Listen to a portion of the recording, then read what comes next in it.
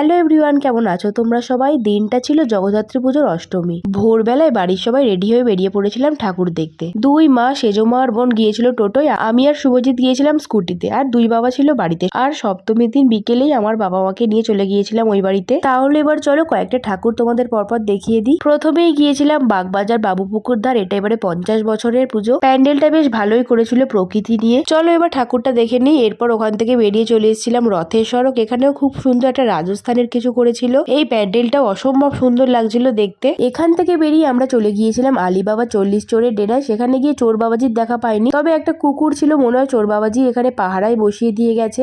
এরই ফাঁকে এত সোনা হিরে মুক্ত দেখে আমিও একটু হাত দিয়ে দেখে নিলাম আর কি। এত সোনার উপর দেখে এবার চলে এসেছিলাম বক্সিগঞ্জের হাটে। হাট বসেছে শুক্রবারে বক্সিগঞ্জের পদ্মাপাড়ে। তো এখানে বিশাল হাট বসেছে, আর সেই হাটেই আমরা একটু কেনাকাটা করতে এসেছি। চলো হাটটা ঘুরে ঘুরে দেখি কি কি পাওয়া যাচ্ছে আর কি কি কেনা যায়। সবাই তো দেখছি এখানে যে যার কাজে ব্যস্ত, আর আমরাও ঘুরে ঘুরে দেখছি হাটে কি কি পাওয়া যাচ্ছে। চলো ঘুরতে ঘুরতে এবার আমরা ঠাকুরটা একবার দেখে নিই, তারপর এখনো ওই প্রান্তে কি কি আছে সেটাও দেখবো। এই দেখো ঠাকুর, দেখে আমরা এই প্রান্তে কি কি আছে। এখানে পাঠশালা বসেছে, তো সবাই মন দিয়ে পড়াশোনা করছে। তারপরে এখানে কাকা দেখো আমাদের লিপস্টিক পরেছে কেন গোলাপি কালারের বুঝতে পারছি না, মনে হচ্ছে বসে বসে মুড়ি খাচ্ছে। হ্যান্ডসাম লাগছে কিন্তু দেখতে। যাই হোক চলো সামনের দিকে যাই, আর কি কি পাওয়া যাচ্ছে দেখি। সামনে এখানে মাটির জিনিস বিক্রি হচ্ছে, তারপরে একটা জামা কাপড়ের দোকান দেখতে পেয়ে গেছি। শীতকালের এখানে সোয়েটারও বিক্রি হচ্ছে, শাড়ি, নানান রকমের ড্রেসও আছে। এই হাটে ঘুরতে ঘুরতে অনেক দেরি হয়ে যাচ্ছে, তাই তাড়াতাড়ি ওখান থেকে বেরিয়ে চলে গেছি আরো একটা অন্য প্যান্ডেলে। এই প্যান্ডেলটা প্রথম দিনের ভিডিওতেই দেখিয়েছিলাম। রাত্রেবেলা আলোতে খুব ভালোভাবে বোঝা যাচ্ছিল না যে কি দিয়ে তৈরি। পুরোটাই বানানো হয়েছে জাল, সাইকেল আর গাড়ির পার্টস দিয়ে। জালগুলো দেখে সত্যিই মনে হচ্ছে যেন জল বয়ে যাচ্ছে।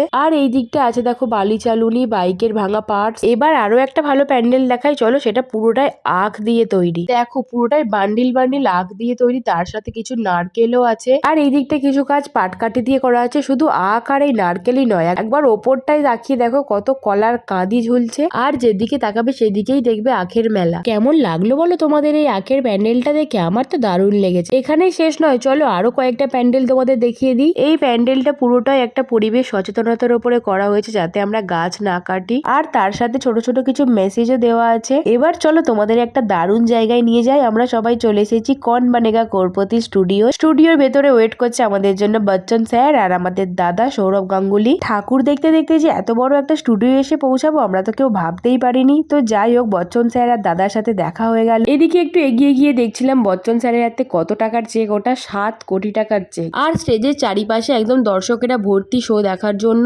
আমাদের দেখা হয়ে গেছে, এবার চলো ঠাকুর দেখে একটা অন্য মণ্ডপের দিকে যাই। এই প্যান্ডেলটাও খুব সুন্দর করেছে, পুরোটাই বাঁশ আর বেত দিয়ে তৈরি। অনেকগুলোই ঠাকুর দেখা হয়ে গেছে, তো সবারই একটু খিদে পেয়েছিল, তাই একটু চা ব্রেক দিয়ে দিলাম। সবাই দাঁড়িয়ে একটু চা খেয়ে নিলাম। চা খেয়ে এনার্জি নিয়ে আবারও ঠাকুর দেখা শুরু করে দিয়েছিলাম। বাগবাজার, ফটকগোড়া, খলিশানি সব ঠাকুর দেখে চলে গিয়েছিলাম আদিমাকে দর্শন করতে। আদিমা, লক্ষ্মীগঞ্জ বাজার আর মেজমাকে দেখেই অষ্টমীর সকালে ঠাকুর দেখা শেষ করলাম। তো আজকের ভিডিও এতটুকুই। ভালো লাগলে লাইক করে দিয়ে দেখা হচ্ছে আবার পরের ভিডিও। ততক্ষণ সবাইকে টাটা।